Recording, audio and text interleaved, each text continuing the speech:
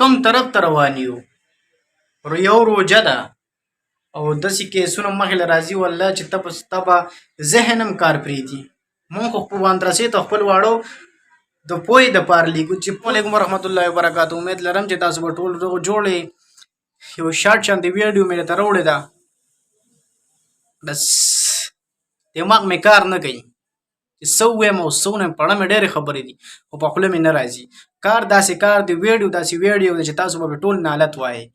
خو افسوس چې موږ مدرسې ته خپل واړه څه دپاره لیږو، د دې جواب زه ستاسو نه غواړم څه دپاره به لیږو. نو دا وړوکې شانتې کلیپس دی، راځئ ما سره تاسو دا کلیپ وګورئ او هغې نه بعد پې بیا خبرې کوو. ته به ماته ووایې زه به تا له پیسې درکوم، زه به ستا غونډ بدن ښکلوم. ما به ورته وایم نن په زوری زه بیا راګیره کوم، ما سره یې دا کار وکړو. دا چا ګولې؟ دا قاري صاحب. کوم قاري؟ سیدالرحمن اوج. عزتمندو، دا واقعه حجاب سره مخکې شوې وه او زمونږ د انیسه بچي سره دا اوس نن درېیمه ورځ ده چې شوې ده.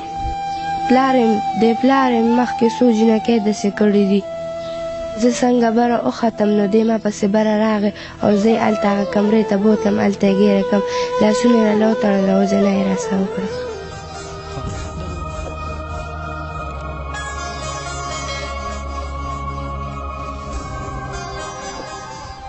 بسم الله الرحمن الرحیم. شروع کوم په نامه د رب ذوالجلال چې ډېر زیات بخښونکي مهربانه دی. قدرمنو، رمضان المبارک ډېره ښکلې میاشت د لوټ مار میاشت ورته موږ وایو او څه دپاره ورته وایو چې دې کې موږ ثوابونه اجرونه دا سمیټو او ورځ د آخرت ځان له ښه کوو.